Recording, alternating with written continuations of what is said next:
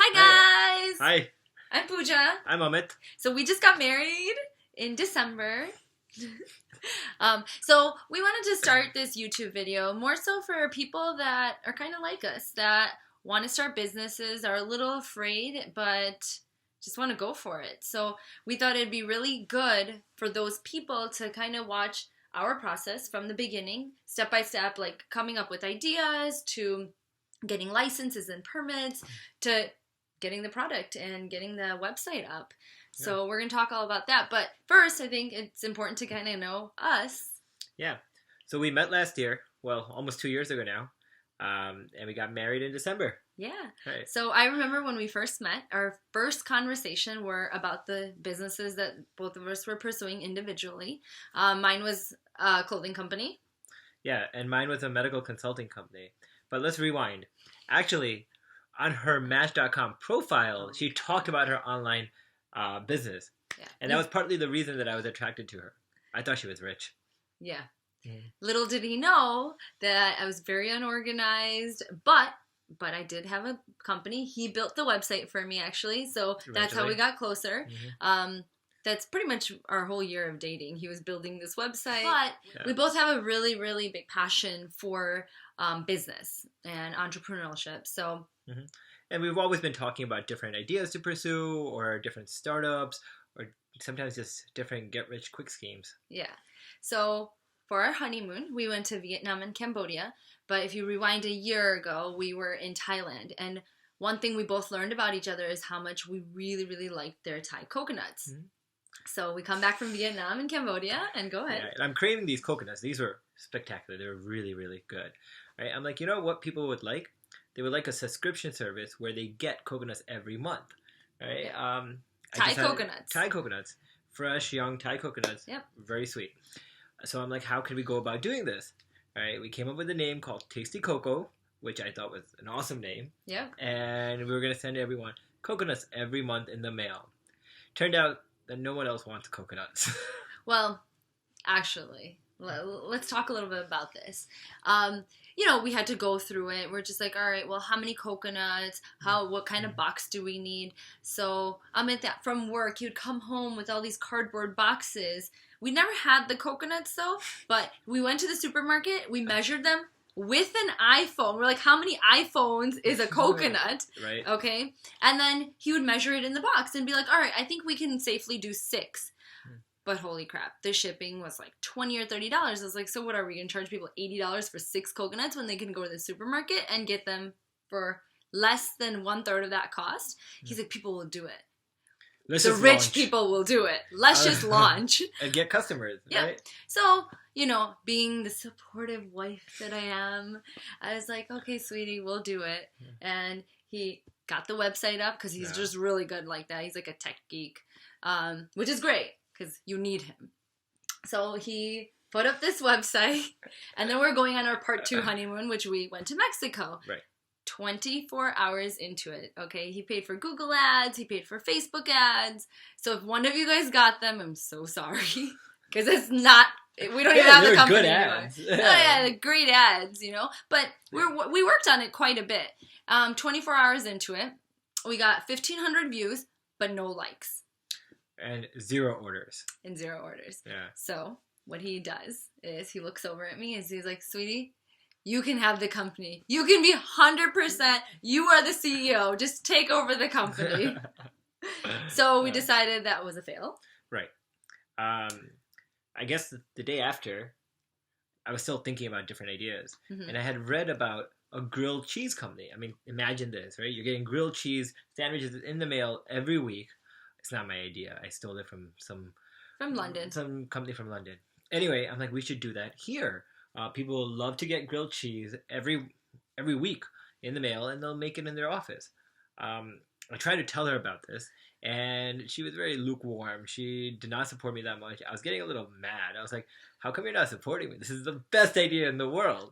Right? Eventually, she came around, and she's like, I think she was just appeasing. She was just pleasing me. Yeah, I mean, he would wake up in Mexico every morning. He was like, I just had such a great dream. You think it's about me. I was like, oh, what did you dream about? Grilled cheese.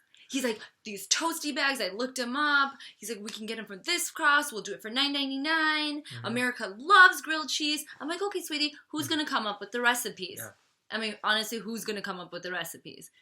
I don't even support this business, but I'm going to have to put in so much work, go grocery shopping, fill these subscriptions. Mm-hmm. And then I was like, we can't do it. We just launched Tasty Cocoa. We cannot already start a new company when one is not even successful. Mm-hmm. Day 4 of Mexico, I was like, all right, fine. Let's stop Tasty Cocoa and we'll do... And then he's like, let's do Tasty Toasties. Okay? It was I'm pretty sure you said that. It was a name in progress. It was not. It was like a working name. You know? Uh-huh. Yeah. So, Toast Post or something. Yeah, something like that, right? Yeah. Yeah. Unfortunately.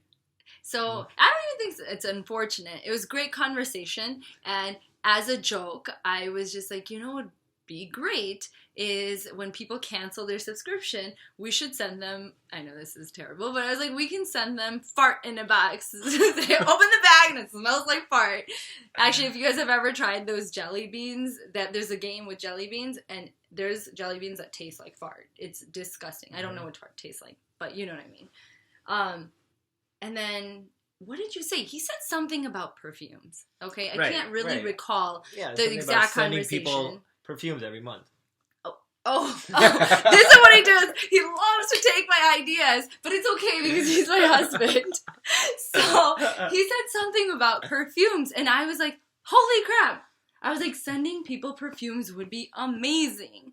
I was like, every month, I'm obsessed with perfumes, but I'm spending $60, $70 on these huge bottles, and I kind of get bored of them. So I was like, what if we did a subscription service for perfumes? Mm-hmm.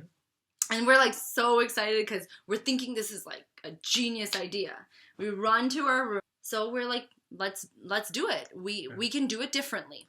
Right. And I think what we wanted was something different as well. When we were talking about this perfume business, what I wanted for somebody who, I don't really know what the current trends are, and I just want somebody to send me a perfume every month that I could use, tell me what I should be wearing. I don't want to make the choice. Yep.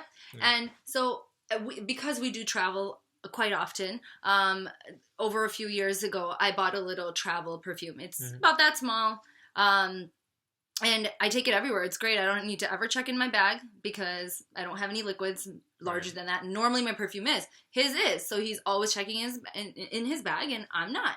And so I quickly, when we got to the room, I showed him. I was like, hey, what if we send him in these kind of cases? Mine's not that great because I just bought it from a random perfume shop. Paid a lot for it. Paid $15, and they're like, every time you want to refill it, you got to pay $10 for it. Yeah. Wasn't worth it. I'm lazy to go to the mall every time. Just didn't want to do it. So I fill it up with my own perfume. So we thought that the size was great. It got us almost 80 sprays, which is more than enough for a month. Yeah.